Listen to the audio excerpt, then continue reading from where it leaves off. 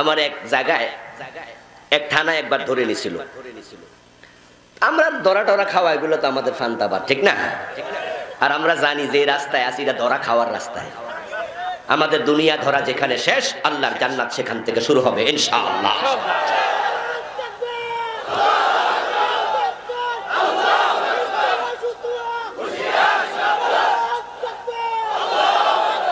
আমারে ধইরা নিয়ে থানায় ওসি সাহেব সামনাসামনি বসলাম। তা আমি জিজ্ঞেস করলাম, ওসি সাহেব আমার দোষটা কি? এখন কাফের, হিন্দু, বৌদ্ধ, খ্রিস্টান শুধু নয়, মুসলমানের নামদারিদের ভিতরেও কাফের আছে না নাই? আজকের মাঠেও থাকতে পারে। যদি আলোচনার পরে আপনার মনে হয় খাইছে রে ধরা, তো আমিও খাইয়া গেছি, এই বদগুণ তো আমার ভিতরেও আছে, ঠিক এখনই তাওবার সিদ্ধান্ত নিতে হবে। তাহলে মাহফিল কামে লাগলো।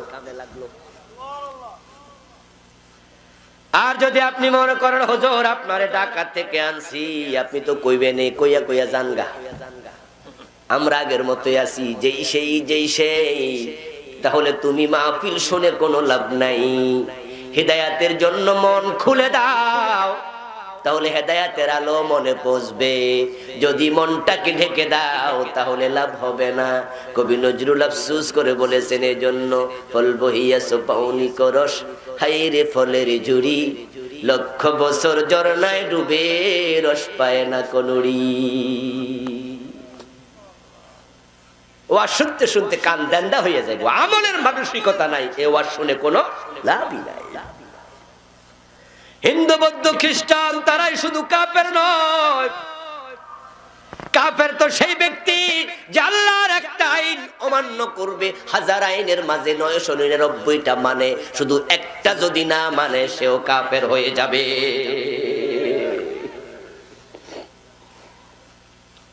শয়তান মুমিন না কাফের? জোরে বলুন, আরো জোরে। শয়তানরে কি ভয় পান? জোরে বলুন, শয়তান মুমিন না কাফের? ফতোয়া কার? আবা ওয়াস্তাকবারা ওয়া কানা মিনাল কাফিরিন। শয়তান আল্লাহ বলে সে কাফের। এবার আপনারা আরেকটা কথা বলুন দেখি, সে আল্লাহর কয়টা আইন মানে নাই? একটা, মাত্র একটা। সে কিন্তু কোনদিন বলে নাই আল্লাহ তুমি আল্লাহ না। সে কিন্তু বলে নাই তোমার রব মানি না। সে কোনদিন বলে নাই আল্লাহ তোমার আমি চিনি না।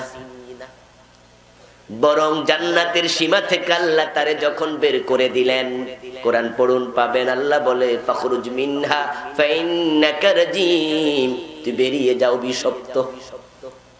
শয়তান জান্নাতের সীমা থেকে বের হইয়া তারপরে কি বলে আল্লাহ কোরআনে শোনাচ্ছে আমাদেরকে।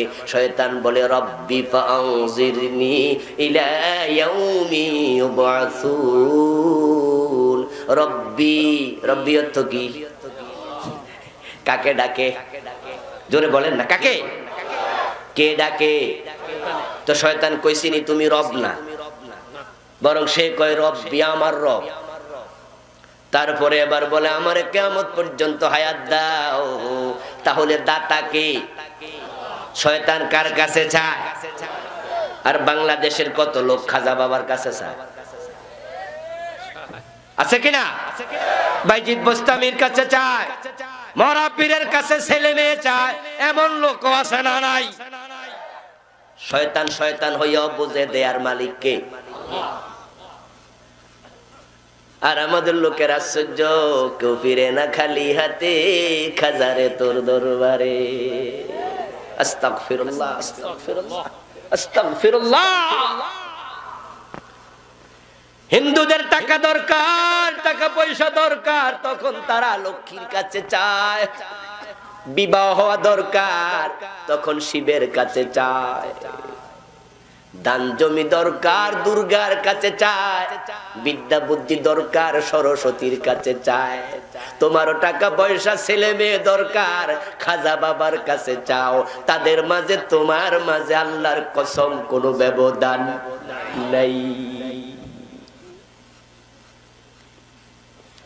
সেই তুমি কিনা আবার মসজিদে দাঁড়ায় কই ইয়াকা নাবুদু ওয়া ইয়াকা নাস্তাইন। খাজা বাবা আমার ছেলে দাও মেয়ে দাও আশ্চর্য। তারপরে তুমি নামাজে খাড়াইয়া কও আল্লাহ তোমার কাছে শুধু চাই। আল্লাহ কয় মিথ্যা কথার জায়গা আর বুঝি পাইলি না, এই মাত্র খাজার কাছে চাইছস। শয়তান শয়তান হইয়া বুঝে দেয়ার মালিক কে? আওয়াজ করে বলুন চাইতে হবে কার কাছে? ইব্রাহিম আলাইহিস সালামের বয়স ৮৬, ওই বুড়া বয়সে সন্তান হয় নাই, চাইছেন কার কাছে? কোরআন নাজিলের ২৫০০ বছর আগে ইব্রাহিম নবী আল্লাহর কাছে চাইছে। আল্লাহ সেই কথা কোরআনের আয়াত বানায়া নাজিল করছে। কোরআন তো ইতিহাসের বই নয়, এত ইতিহাস আল্লাহ কেন কয়?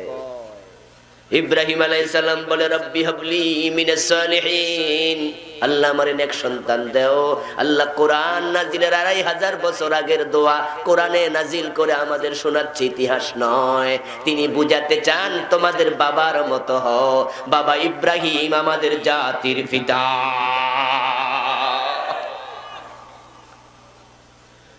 উনি কোন খাজা বাবার কাছে চায় নাই, অমুক তমুকের কাছে যায় নাই, তিনি চাইছে কার কাছে? তা তোমরা তার সন্তান হলে, ছেলে মেয়ে যদি না হয়, চাকরি বাকরি না থাকে, বিপদ আপদে পড়ে যাও, চাইতে হবে কার কাছে? দেয়ার মালিক একমাত্র আল্লাহ। শয়তান কয় আল্লাহ আমার রব আমার কিয়ামত পর্যন্ত হায়াত দাও। আল্লাহ কয় তুই কাফের। শয়তান কয় রব, আল্লাহ কয় তুই কাফের। কি আশ্চর্য কথা বলে! আল্লাহরে রব ডাকলে কাফেরটা হয় কেমনে? আপনারা তো মনে করেন আমরাও তো আল্লাহরে আল্লাহ কই, ঠিক না? ও আমাদের আল্লাহ রব্বির হামহুমা কামা রব্বায়ানি সগীরা রব্বি জিদনি ইলমা। আপনি ভাবছেন কাফের হওয়ার জন্য আল্লাহরে রব না, এটা কোয়া লাগবে বুঝি না রে দোস্ত। কিছুক্ষণ আগে কাবার মুতাওয়াল্লির ব্যাপারে কথা চলছিল। আমার আগের বক্তা আব্দুল কাইয়ুম ভাই অনেক কথা বলেছে, আমি আস্তে আস্তে কিছু ওয়াজ শুনছি। খুব চমৎকার কথা বলতেছিল। উনাকে আরো সময় দিলে ভালো লাগতো, সময় দেয়া দরকারও ছিল, কিন্তু আজকে বক্তা বেশি হয়ে গেছে। আবার আমি যাব ঢাকাতে, বাসা থেকে বের হয়েছি, ফোলা মাইয়া বাপ ডাকা ভুলে গেছে। যখন যাই তখন যে ঘুমায়, আবার যখন বাইরে তখনও ঘুমায়। কঠিন অবস্থার মাঝে আছি, তাই বাইরের উপর দিছি প্রেসার যে আমার ৯টায় দিতে হবে। উনি ধাক্কাইতে ধাক্কাইতে ১৫-১০টায় আনছে। আমার বন্ধু কি জানি বলতেছিলাম, বলছিলাম বন্ধু কাবা ঘরের মুতাওয়াল্লি প্রসঙ্গে কথা বলেছেন আমার আগের বক্তা আব্দুল মুত্তালিব। যখন শুনলেন আব্রাহা কাবা ভাঙতে আসছে, তখন তিনি কিন্তু আব্রাহার সাথে দেখা করছিলেন।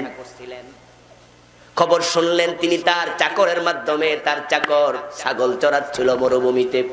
আব্রাহা হাতি বাহিনী নিয়ে আইসা ওয়াদি আল মুহাসসারে ধরা খাইয়া গেছে। ওই আরাফা এবং মুজদালিফার কোনায় আইসা হাতিগুলো মাটিতে বসে গেছে। এগুলো আর সামনে এক কদমও যায় না। হাতি এত বড় প্রাণী, কোলে কইরা খাড়া করানো যাবে না। এখন আব্রাহা ২ দিন ৩ দিন ৫ দিন অপেক্ষা করছে। লোকজন আইসা দেয় রিপোর্ট, স্যার খেজুর কিন্তু শেষ, রুটিও কিন্তু, পানিও কিন্তু। এখন এখানে যদি বইয়া থাকেন না খাইয়া মরবেন। আব্রাহা কয় বেটা হাতি উড়ে না, আমি কি? ওকে ওকে ঠিক আছে, মরুভূমিতে ছড়াইয়া পর। ছাগল গরু মহিষ ঘোড়া ওট দুম্বা যা পাস ধইরা নিয়া জবাই কইরা কইরা আগুন লাগাইয়া খাইতে থাক। যদি কেউ দিতে না চায় তারে সদইরা আনবি, বলবি আব্রাহার অর্ডার। সৈন্যরা অর্ডার পায় মরুভূমিতে ছড়াইয়া পড়ছে। দেখে এক রাখাল দুম্বা ছড়াচ্ছে, কয়েকটা দুম্বা দইরা লইয়া রওনা দিছে।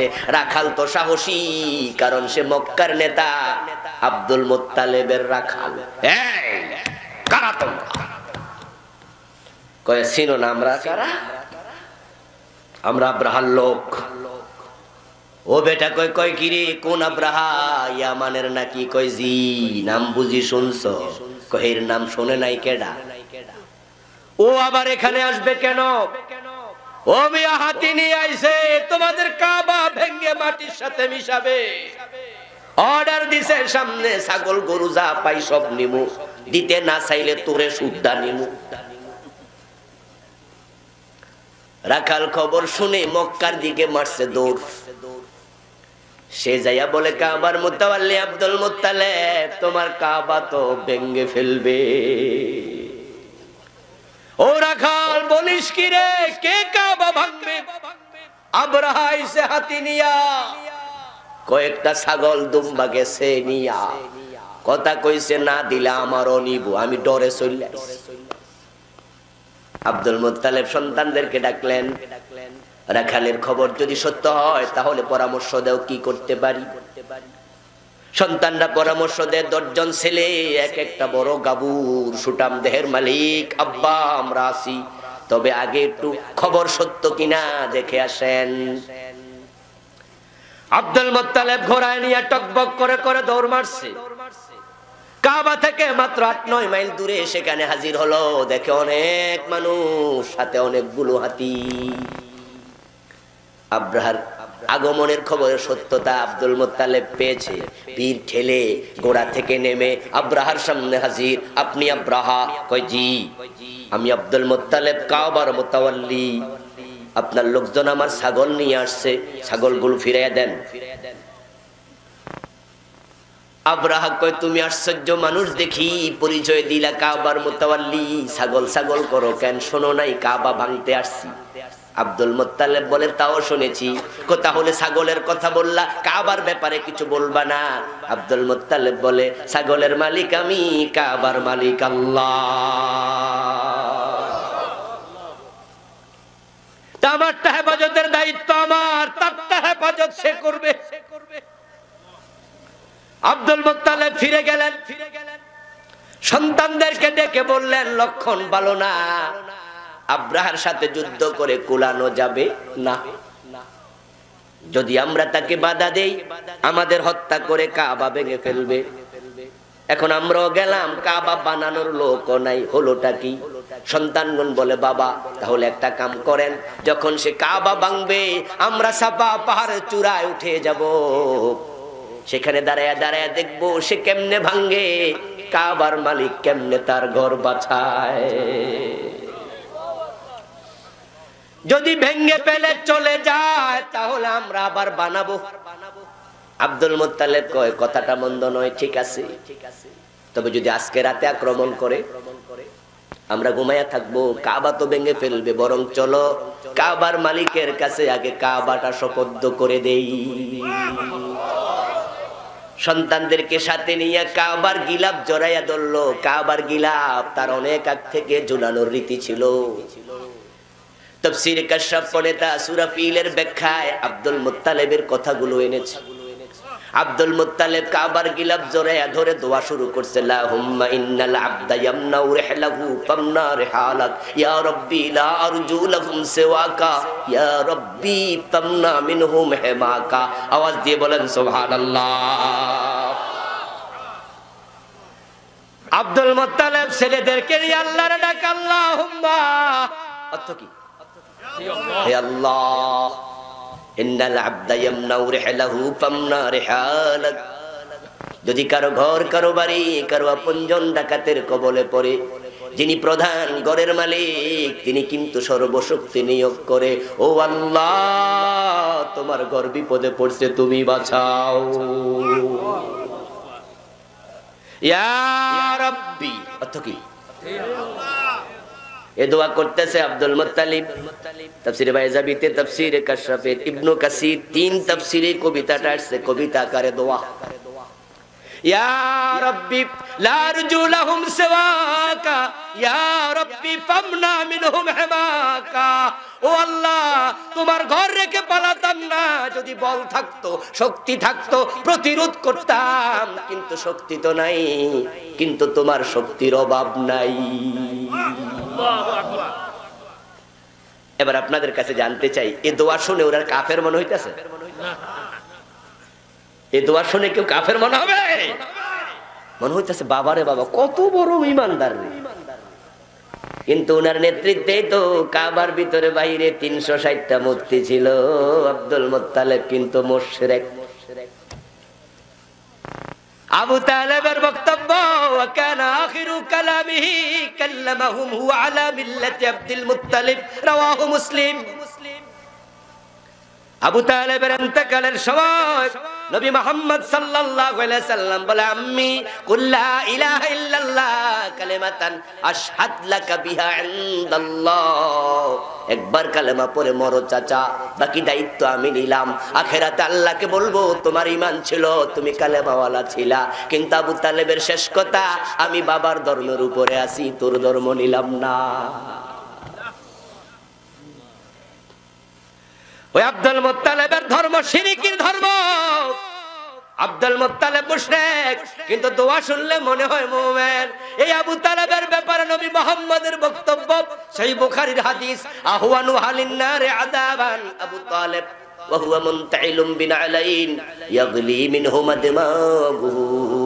আবু তালেবের পায়ের তলায় জাহান্নামের আগুন দিয়ে বানানো দুটা চটি জুতা দেয়া হবে, যে দুটা চটি জুতার উত্তাপে আবু তালেবের মাথার মগজ টকবক করতে থাকবে। আওয়াজ দিয়ে বলেন, আবু তালেব মুমিন হলে কি আযাব হতো? আবু তালেব মুমিন না মুশরিক? আবু তালেব মুশরিক, আব্দুল মুত্তালিব মুশরিক। আল্লাহরে আল্লাহ বললে মুমিন হওয়া যায় না। শয়তান রব বলেছে, শয়তান কাফের, আব্দুল মুত্তালিব কাফের। এবার আবু তালেবের সামান্য কথা না বললে নয়। রাসূলুল্লাহর বয়স 25, মা খাদিজার বয়স 40। বিয়ে হলো ওই অনুষ্ঠানে। বিয়ের পর বিয়ের খুতবা দিল আবু তালেব নিজে। বিয়ের অনুষ্ঠান নতুন কিছু নয়, বিয়ে শুরু হয়েছে জান্নাত থেকে। সুবহানাল্লাহ। বিয়ে এমন এক চমৎকার সুন্নাহ যেটা আল্লাহ নিজে চালু করছে।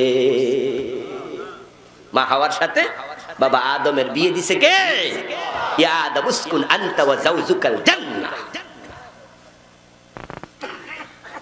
আবু তালেব বিয়ের খুতবা দেয়। বিশ্ব নবীর বিয়ে হলো রাসূলের নবুয়তের 15 বছর আগে, ঠিক না? বয়স 25, নবুয়ত পাইছে কত বছর বয়সে? 40। এগুলো তো আপনাদের জানা কথা। আবু তালেব যে চিরস্থায়ী জাহান্নামী মুশরিক আবু তালেব, নবী মুহাম্মদ সাল্লাল্লাহু আলাইহি ওয়াসাল্লামের নবুয়তের 15 বছর আগের খুতবা শুনেন, লাভ দিয়া ওঠা লাগে। কয় কি রে এমন চমৎকার খুতবা!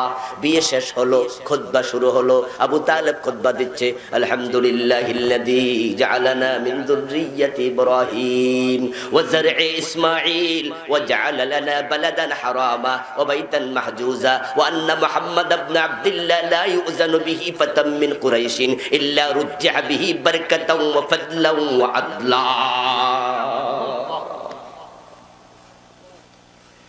আবু তালেব খুতবা শুরু করে আলহামদুলিল্লাহ দিয়া। কোরআন শরীফ শুরু হয়েছে কি দিয়া? আবু তালেব আলহামদুলিল্লাহিল্লাযী জাআলানা মিন যুররিয়্যাতি ইব্রাহিম, আল্লাহর সকল প্রশংসা যিনি আমাকে ইব্রাহিমের আওলাদ বানাইছে। ইব্রাহিম মূর্তি পূজা করছে না মূর্তি ভাঙছে? আর আব্দুল মুত্তালিব আবু তালেব তারা মূর্তি বানায়া কাবার ভিতরে রেখেছে।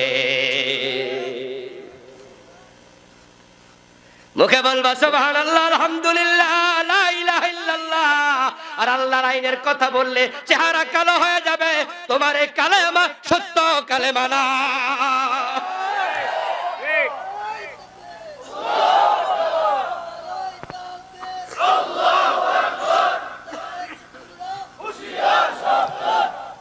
আমার বন্ধু আবু তালেব বলে, ওয়া যার'i ইসমাঈল, শুধু ইব্রাহিমের বংশ নয়, নবী ইসমাইলের বংশে।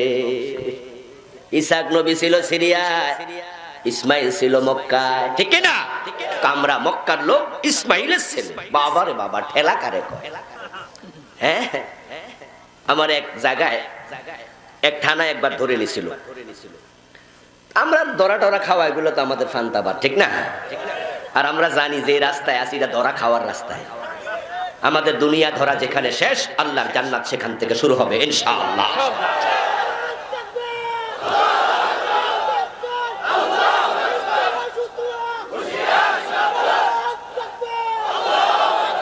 আমারে ধইরা নিয়ে থানায় ওসি সাহেব সামনাসামনি বসলাম, 4-5 বছর আগের ঘটনা। তা আমি জিজ্ঞেস করলাম, ওসি সাহেব আমার দোষটা কি? এই যে আমার থানার থেকে ধইরা নিয়ে এলেন গাড়ি দিয়া, ঘটনা কি? হুজুর আমরা চাকরি করি, ধরতে কইছে তাই ধরছি, তবে টেনশন করেন না, আবার সাইডতে কইছে কিছুক্ষণ পরে ছাইরা দেব। এবার আমার উনি বলতেছে যে আমার বাবা আলেম ছিল, দাদা আলেম ছিল, এই ছিল ওই ছিল, এমন ভাবে কথা বলতেছে মানে সাক্ষাৎ আল্লাহর ওলির ছেলে মনে হয়। তোমার মুখের কথা শুনে মনে হয় আল্লাহর ওলির ছেলে, কাজ দেখে আবু জাহেলের কাজ, ঠিক কি না? তুমি চাকরি করো, তাই বলে আলেম ধরতে বললে ধরবা, আলেম পিটাইতে বললে পিটাইবা। এই চাকরি ছাইরা দিয়া চা দোকানদারি করা ভালো।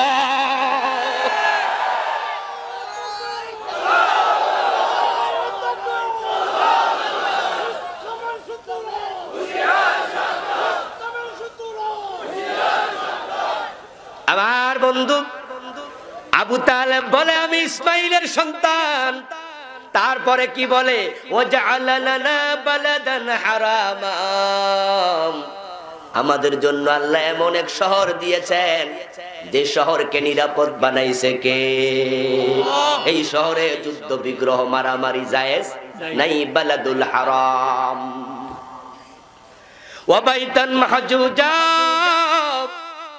এবং আমরা এমন এক ঘর পাইছি ওই ঘরে মানুষ হজ করতে আসে, আমরা পানি খাওয়াই, আমরা কাবার রক্ষণাবেক্ষণ করি। মসজিদের সভাপতি আমার বাবা আব্দুল মুত্তালিব, আমি হইলাম মসজিদ কমিটির সদস্য আবু তালেব। আল্লাহর ঘরে সভাপতি হইয়া মূর্তি ঢুকাইতে কইছে কে? ইব্রাহিম মূর্তি বানাইছে না মূর্তি ভাঙছে? এখন মুসলমানের ছেলেরাও ভাস্কর্যের নামে মূর্তি বানানো শুরু করেছে। সাবধান সাবধান, ভাস্কর্য মূর্তির মাঝে কোনো পার্থক্য নেই। থেমে যাও, থেমে যাও।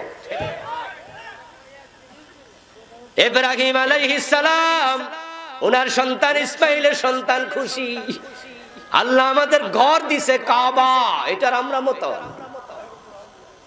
কাবার মোতাওয়াল্লি আব্দুল মুত্তালিব জান্নাতি না জাহান্নামী? কথা বলেন। কাবার সদস্য আবু তালেব জান্নাতি না জাহান্নামী? তাহলে তুমি অমুক মসজিদের সভাপতি হইয়া হুজুরে চোখ গরম কইরা দমক দে, এই হুজুর আমার মসজিদে রাজনীতির ওয়াজ করবেন না। মসজিদের সভাপতি হইয়া মসজিদে কোরআনের কথা বলতে বন্ধ করো, বাধা দিয়া দাও। তোমার মতো সভাপতিও আব্দুল মুত্তালিবের সঙ্গী হওয়া লাগতে পারে।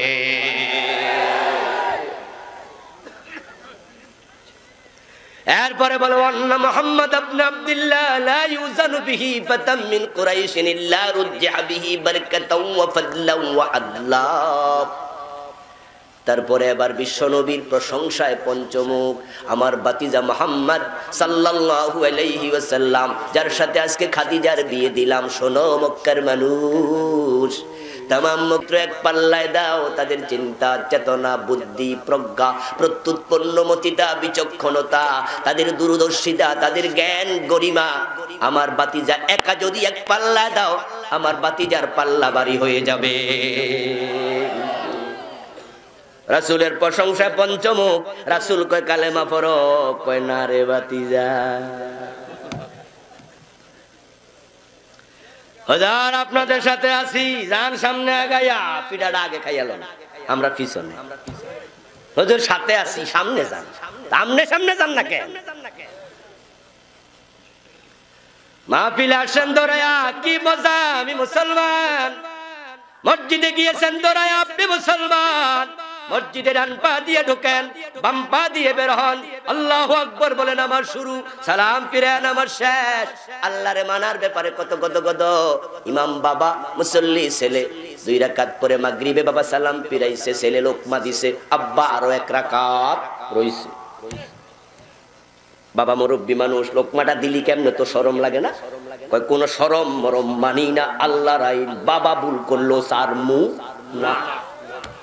বাবা রে বাবা, আল্লাহর গোলাম কারে কয়? বাপেরও ছাড়ে না। হুজুর রে সোজা পাইছো লোকমা দিছো, হুজুর ভুল করলে ছাড় দাও না, লোকমা দিয়ে দাও, আল্লাহর আইনের ব্যাপারে ছাড় নাই। কিন্তু সেই তুমি যখন আদালতে বিচারকের চেয়ারে বসো, আল্লাহর আইনে একটা রায়ও দেও না।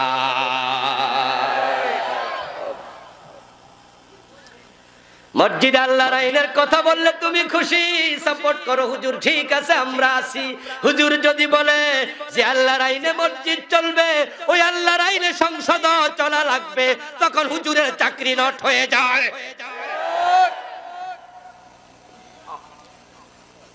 আমি আল্লাহরে মানি, আল্লাহরে ডাকি। আব্দুল মুতালিব আল্লাহরে ডাকছে আল্লাহুম্মা বলে, আবু তালেব আলহামদুলিল্লাহ বলে খুতবা শুরু করছে। তারপরও কাফের, কারণ তার আল্লাহর সাথে শিরিক করছে। শয়তান কাফের হয়ে গেছে, আল্লাহর আইন মানতে নারাজ হয়েছে। কাদিয়ানি কাফের হয়ে গেছে, আল্লাহর 4টা অক্ষর কোরআনের অস্বীকার করছে। এখন যদি আপনার চরিত্র এমন হয়, ঈমান আছে না গেছে?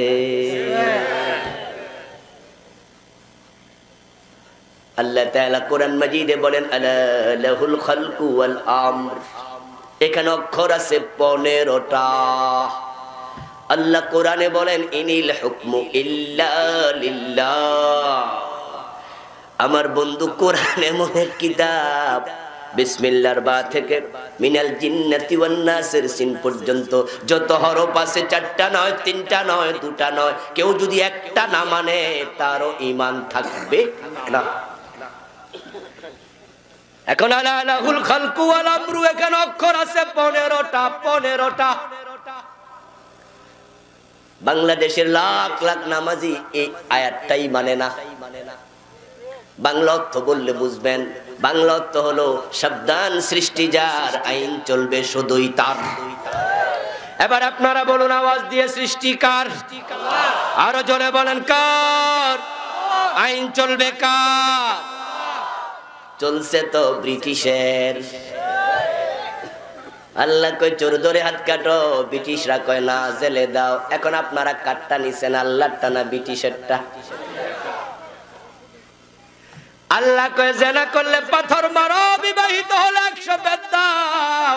আর আপনার আইন বানাইছেন পোলা মায়া রাজি থাকলে কোনো অসুবিধাই নেই। এই যে আনুষ্কা দিহান যে আকামটা করছে, যদি আনুষ্কা অধিক রক্তক্ষরণের কারণে মারা না যাইতো, তারা যে জেনাকারী জাতি জানতো না।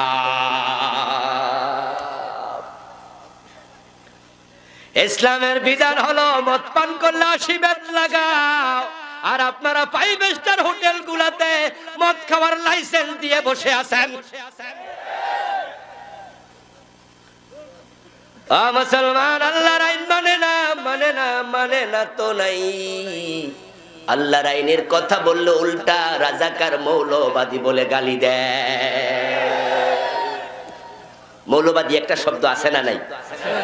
আমাদের দেশে শোনেন না এটা? মৌলবাদী।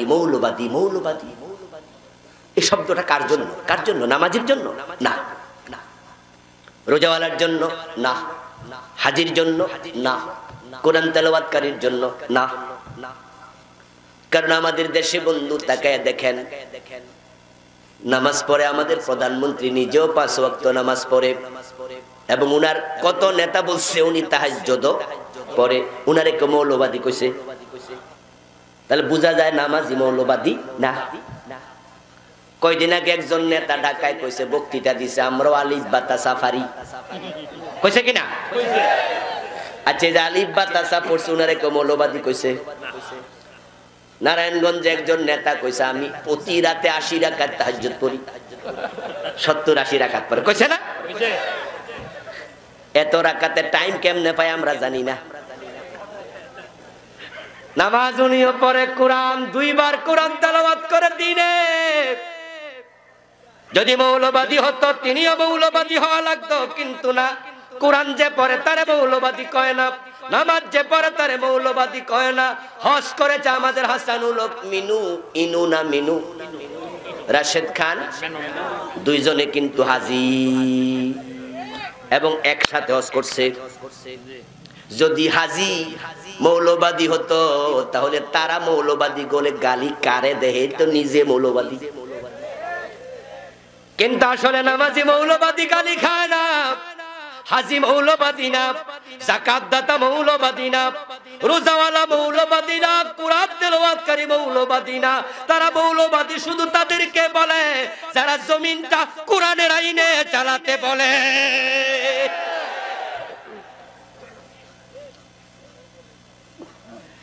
অথচ আল্লাহর বক্তব্য ইনিল হুকমু ইল্লা লিল্লাহ, আল্লাহ ছাড়া কার হুকুম চলবে না। রাসূলুল্লাহ সাল্লাল্লাহু আলাইহি ওয়াসাল্লাম বলেন, আমার মেয়ে ফাতেমা যদি চুরি করে ফাতেমার হাতটাও কেটে দেব, কোনো হেরফের নাই। কারণ চোর ধরে হাত কাটার আইন নবী মুহাম্মাদের না, আল্লাহর। আল্লাহর আইনে হেরফের করার অধিকার বিশ্ব নবীরও নেই। কফর কফর সাবধান বুঝতে হবে। তারপরে হলো শিরিক, যেটা নিয়ে কিছু কথা বলে ফেলেছি। আমাদের দেশে কত রকম শিরিক যে চলে, বন্ধু অবাক হয়ে যাবেন। পাবলিক তো না বুঝে শিরিক করে, একদল আলেম পর্যন্ত আবেগে শিরিক শুরু করে দিছে। আলেমরা শিরিক করে, কি আশ্চর্য! কিছু কিছু এলাকায় গেলে দেখা যায় তারা বিশ্ব নবীকে ভালোবাসতে বাসতে আল্লাহ বানাইছে, পীর সাহেবরে ভালোবাসতে বাসতে আল্লাহ বানাইছে। কয়দিন আগে একজন পীর সাহেব ঢাকায় মারা গেছে। রহমতের দরজা খুলে উনি বসেছিল। রহমতের দরজা আপাতত এখন ওইখানে বন্ধ, এখন গজবের দরজা খুলবো। ওই পীর সাহেব হুজুর উনি তার এক আলোচনার মাঝে বললেন, তোমরা এখানে চেয়ারের মাঝে যাকে বসা দেখছো, আর সেও তিনি বসে আছে।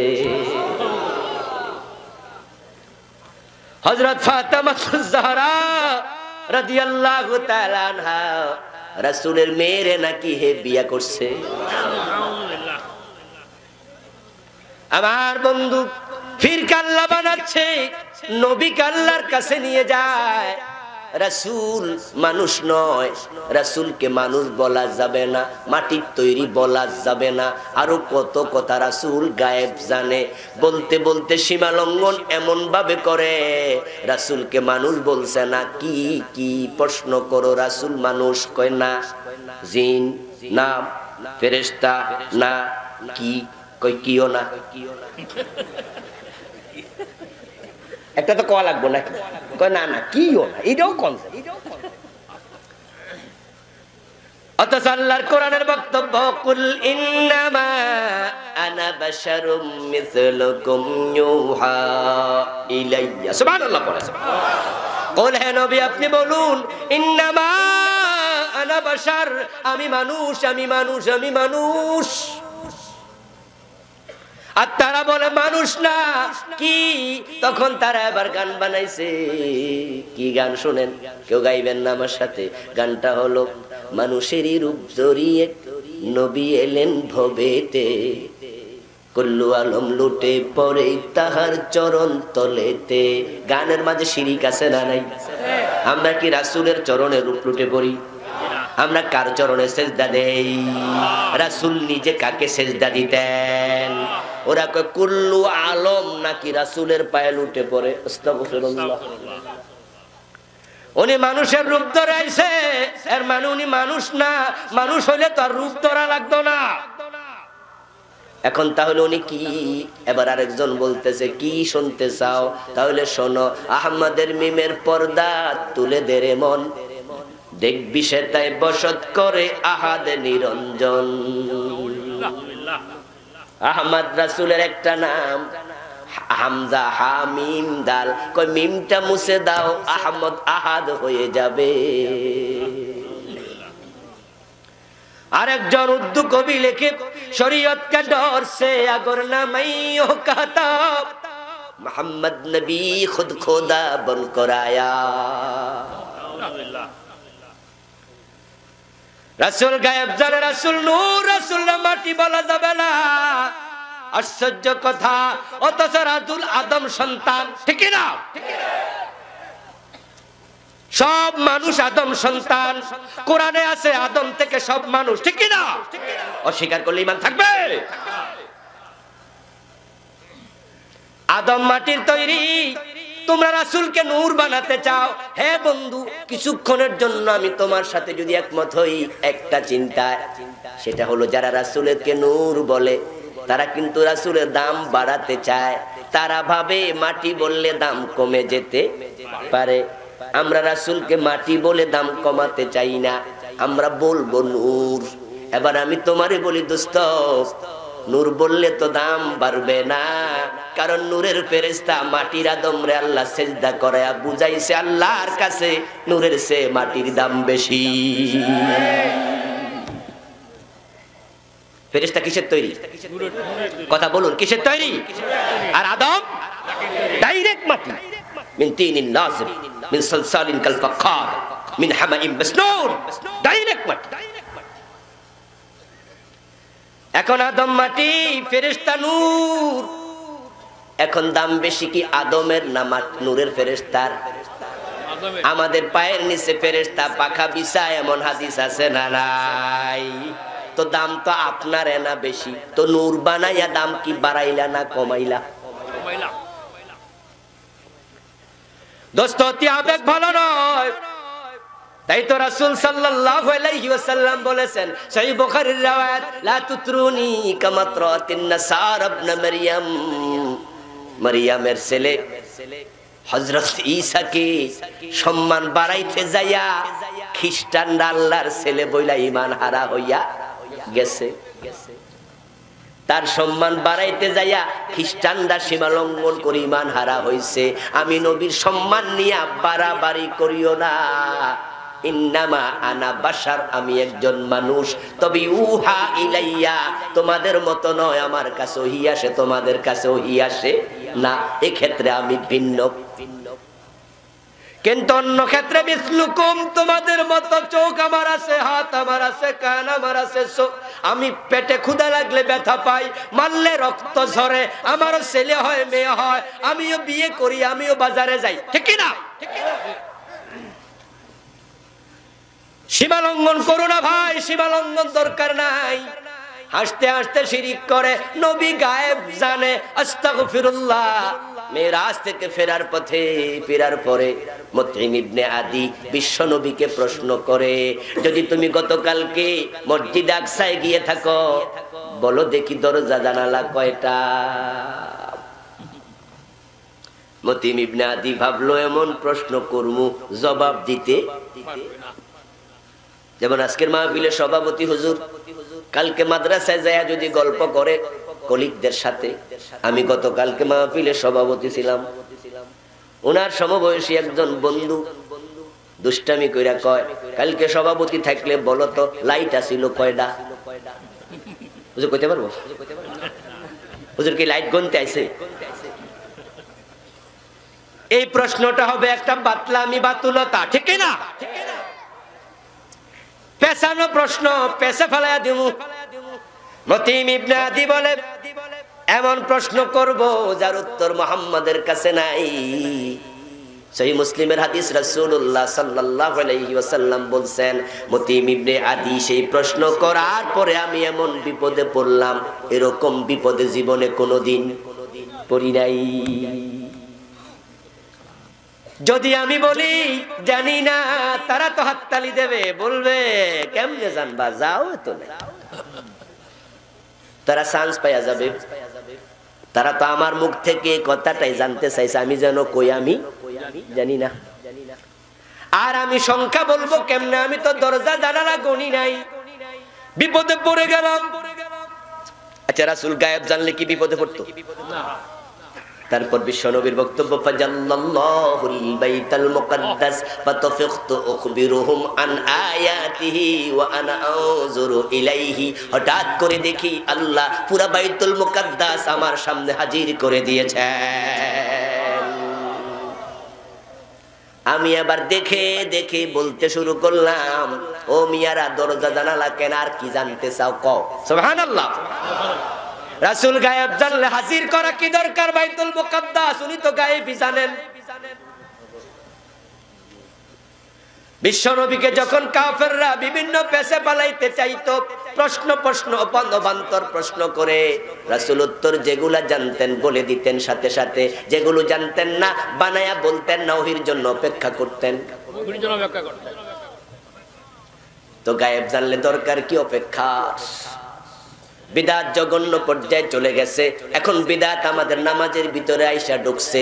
বিদআত করলে আমল কবুল হবে না, সাবধান হয়ে যাবেন। আজান শুরু হবে আল্লাহু আকবার দিয়া, আজান শেষ হবে লা ইলাহা ইল্লাল্লাহ দিয়া। আগে দুরূদ শরীফ দরকার নাই, দুরূদ আছে আজানের জবাব দেওয়ার পরে। ইজা সামিতুমুল মুয়াজ্জিনা ফাকুলু মিসলা মা ইয়াকুল সুম্মা সাল্লু আলাইয়া। নামাজ শুরু হয়ে যাবে আল্লাহু আকবার দিয়া। নামাজের মাঝে দাঁড়ায়া কি পড়বেন? হাদিস স্পষ্ট। নামাজ শেষ হবে সালাম ফিরায়া। রাসূলুল্লাহ সালাম ফিরানোর পরে পড়তেন আল্লাহু আকবার। তিনি পড়তেন আস্তাগফিরুল্লাহ 3 বার, সুবহানাল্লাহ 33 বার, আলহামদুলিল্লাহ 33 বার, আল্লাহু আকবার 34 বার। পড়তেন আয়াতুল কুরসি, ঠিক না? এরকম আরো দোয়া আছে না নাই? এখন আমরা সালাম ফিরা এগুলোর কাছে দাঁড়ায়ও নাই। হুজুর দোয়া কইরা দেন, আমরা চরম ব্যস্ত। সালাম ফিরাইছে আল্লাহুম্মা আমিন শুরু। কোথায় গেল তাসবিহ? সুন্নাহ হারিয়ে গেল কেন? এখন হুজুর এমন জোরে দোয়া শুরু করছে, যাদের 1 রাকাত 2 রাকাত ছুটে গেছে তাদের কেরাত ধাক্কা খায়। আবার হুজুরের সেক্রেটারি সাহেব কইছে, হুজুর আমার মা কিন্তু মরছে আজগাই, দোয়াটা একটু বাড়াইয়া করেন। কসকইছে 1000 টাকার নোটটাও দিছে। সালাম ফিরাইয়া হুজুর এমন জোরে সাউন্ড বক্সে দোয়া শুরু করছে, সেক্রেটারির মারে জান্নাতের মাঝখানে না দিয়া হুজুর থামবে না আজকে, লক্ষণে কয়। আর যাদের 1 রাকাত 2 রাকাত ছুটে গেছে তারা কেরাতে পড়তে পারতেছে না। এরকম পরিস্থিতিতে আপনারা পড়েন নাই? আগানো যাচ্ছে না, বারবার বলে যাচ্ছি কি রে করি, হুজুর থামে না কেন? অথচ যে হুজুর মুনাজাত করছে, হুজুর কিন্তু মুনাজাতকে ফরজ মনে করে না, ওয়াজিব মনে করে না। উনি কয়টা সুন্নাহ বা মুস্তাহাব। কিন্তু যে বেটার 1-2 রাকাত ছুটে গেছে তার কেরাত সুন্নাত না ফরজ? কথা বলেন। তা আপনার সুন্নাত মুস্তাহাবের ধাক্কায় বেটার ফরজ চলে যাচ্ছে। কেউ কয় হুজুর আমরা তো আস্তে আস্তে করি, তাড়াতাড়ি করতাম না কেন? হুজুর কত লোক আছে ব্যস্ত, কেউ বিচারপতি, কেউ সেনাপতি, কেউ ব্যবসায়ী, কেউ সচিব, কেউ মন্ত্রী, কতজন কত কাম। নবী মুহাম্মদ জিকির করছে বইয়া বইয়া, উনার তো কোনো কাম কাজে আসিল না। আমরা তো খুব ব্যস্ত, চরম ব্যস্ত। অথচ বন্ধু বিশ্ব নবী মদিনার প্রেসিডেন্ট, উনি নিজে আবার প্রধান সেনাপতি, উনি প্রধান একাই বিচারপতি। উনার স্ত্রী ছিল 11 জন, একসাথে ছিল 9 জন। 9টা ফ্যামিলি চালায়া, দেশটা চালায়া উনি নামাজের পরে লম্বা সময় তাসবিহ তাহলিল করতেন। আপনার টাইম নাই। 2-1 কে হুজুর আমরা মনে মনে মুনাজাত করি, মনে মনে এমন আস্তে আস্তে করি, মুসল্লি আর সমস্যা নাই, উনারা উনাদের 2 রাকাত সরছে 1 রাকাত সরছে পড়ুক, আমরা আমাদের কাম সাইরা লাই। এখন হুজুর মনে মনে আলহামদুলিল্লাহ কই হাত তুলছে, পরে আবার যখন হাত মোছে মুসল্লিরা কয় আমিন। আমিন শব্দের অর্থ আল্লাহুম্মা তাকাব্বাল, হে আল্লাহ তুমি কবুল করো। আল্লাহ কই তো কি কবুল করতাম, তুই তো হনসি নাই। ইমাম কি কইছে তুই শুনলি না? আচ্ছা কবুল করমু। ইমাম সাহেব চান্স নিছে, সভাপতি বেতন বাড়ায় না, 6টা মাস কই বাড়ান। ঠিক আছে আজগা এমন দোয়া কইরা দিমু বেটা আমিন কইবি, আল্লাহ সভাপতিগিরি ছুড়াইয়া দাও। হে বেটা কয় আমিন। না বুঝা আমিন কিসের আমিন? আমার বন্ধু বেদাত চলছে, মজার মজার বেদাত, অভাব নাই বেদাতের। দুরূদ শরীফ পড়ছে, হঠাৎ করে ইয়া নবী সালামু আলাইকা বলে দাঁড়াইলেন। প্রশ্ন করি একটু থামেন, এতক্ষণ বইয়া বইয়া দুরূদ পড়লেন, এখন খারাইলেন কেন? কয় রাসূল আইছে। আস্তাগফিরুল্লাহ। আবেগ বিবেক দুটার সমন্বয় লাগবে, শুধু আবেগ দিয়া চললে বিভ্রান্ত হওয়ার সম্ভাবনা থাকে। ইশকুন মাহাদুন মুবদিয়ুন ইলাল জাসবি। আমাদের চাঁদপুরে একটা মসজিদ ছিল, হাজীগঞ্জ বড় মসজিদ। খতিব সাহেব মিলাদ অনুষ্ঠানে চেয়ার রাখতেন একটা খালি। আবেদ শাহ, ইয়েস, মারা গেছে, হুজুর নাম সোজানে। আমার বন্ধু চেয়ার খালি কেন? এই মিয়া, রাসূল যদি আসে রাসূল কি খাড়াই থাকবো? এই জন্য চেয়ারটাও খালি রাখছে। আশ্চর্য আকীদা, রাসূলকে হাজির নাজির মনে করলে ঈমান থাকবে না। আর তুমি কত বড় বেয়াদব! রাসূল যে চেয়ারে বসে তুমি পাশে বসে থাকো কেমনে? তুমি তো মাটিতে নামার কথা, ঠিক কি না? আর রাসূল আইছে তুমি দেখলা কেমনে? যদি দেখো তাহলে তো সাহাবী হইয়া যাওয়ার কথা, ঠিক না? রাসূলকে জীবিত অবস্থায় ঈমানের সাথে দেখলে কি সাহাবী? তুমি তো সাহাবী, ওর কথা শুনো। রাসূল সাল্লাল্লাহু আলাইহি সাল্লামকে দুরূদ পড়েছো তুমি, উনি আইসা গেছে তোমার বাড়িতে সালাম নিত, উনি সালামের কাঙ্গাল হইছে। অথচ হাদিস কি? ইন্না লিল্লাহি মালাইকাতান সাইয়াহিনা ফিল আরদ ইউবাল্লিগুনি মিন উম্মাতিস সালামা। রাসূলুল্লাহ বলেন तमाम দুনিয়াতে আল্লাহর কিছু ফেরেশতা আছে, উম্মত সালাম দিলে আমার কাছে পৌঁছায়া দেয়। আল্লাহর ফেরেশতারা পৌঁছায়া দেয়, তুমি কো রাসূল আইছে। আচ্ছা, এই মুহূর্তে আপনি যদি এখানে দুরূদ পড়েন, রাসূল এখানে আসে, at that time, at that once time, আপনার ওই টাইমে তাৎক্ষণিকভাবে যদি রাশিয়ায় কেউ দুরূদ পড়ে, রাসূল রাশিয়া যাবে। ওই টাইমে ইরাকে কেউ পড়লে উনি ইরাকে যাবে, সিটাং পড়লে সিটাং যাবে। উনি সারা বছর শুধু ঘুরবো, ঠিক না? কি কমন সেন্স তোমাদের, কি কমন সেন্স যে রাসূল তোমার বাড়িতে এসে সালাম দিতে? কয় না হুজুর, না, আমরা তো আকীদা রাখি না, রাসূল আসে নাই। তবে রাসূলকে সালামটা বৈশা বৈশা কেমনে দেই? সালামটা একটু দাঁড়ায়া দিলে সম্মান হয়। আমি বলি তাহলে আত্তাহিয়াতুর মাঝে যখন সালাম দেওয়া আসসালামু আলাইকা আইয়ুহান নাবিয়্যু, তখন খাড়াও না কেন? আত্তাহিয়াতু সালাম আছে না নাই? তখন তুমি দাঁড়াইলা না কেন? আর দাঁড়ায়া সালামটা দিলে রাসূলের দাম বাড়তো। রাসূল বুঝলো না। রাসূল নিজে তো বলতো সালামের সময় টুপ করে খাড়াইয়া সালাম দিয়ে আবার বইয়া যাইবা, ঠিক কি না? ঠিক কি না? আসলে যুক্তির নাম ইসলাম নয়, মন গড়া কথা ইসলাম চলতে পারে না। হ্যাঁ বন্ধু, আপনি দাঁড়ায়া সালাম রাসূলকে দেবেন, দাঁড়ায়া দুরূদ পড়বেন, আমাদের কোনো আপত্তি নাই। কারণ দাঁড়ায়া জিকির করা জায়েজ, বসেও জায়েজ, শুয়েও জায়েজ। দাঁড়ায়াও দুরূদ পড়বেন। গাড়ির জন্য দাঁড়ায়া আছেন, গাড়ি আসে না, গল্প গুজব দরকার নাই, দুরূদ পড়ার সুযোগ আছে কিনা? দোকানে বসে আছেন, কাস্টমার নাই, ফেসবুকিং করা কি দরকার? দুরূদ পড়েন। শুয়ে আছেন, ঘুম আসে না, একটু বাজে চিন্তা না কইরা দুরূদ পড়েন। দাঁড়ায়া পড়বেন, বসে পড়বেন, শুয়ে পড়বেন, আপত্তি নাই। কিন্তু কিছুক্ষণ বইয়া বইয়া পরে হঠাৎ খাড়াইছেন কেন, তার জবাব দিতে হবে। যদি বলেন হুজুর আমার পায়ে ব্যথা, তাই আমি বইছি থেকে খাড়াইছি, কোনো অসুবিধা নাই, আরো বেশি খাড়ান। কিন্তু যদি বলেন রাসূল আইছে, ঈমান থাকবে না। আরো কত বেদাত খোরাপাত চলছে। মাশাআল্লাহ, সম্মানীয় ভাইয়েরা, যাবতীয় বেদাত থেকে, মাশাআল্লাহ, যাবতীয় বেদাত থেকে, খোরাপাত থেকে, শিরক থেকে, কপট থেকে, হারাম খাওয়া থেকে, নিফাক থেকে আল্লাহ আমাদের হেফাজত করুক, বলেন আমিন। সম্মানীয় ভাইয়েরা, ইনশাআল্লাহ আমার পরে কাতার থেকে এসেছেন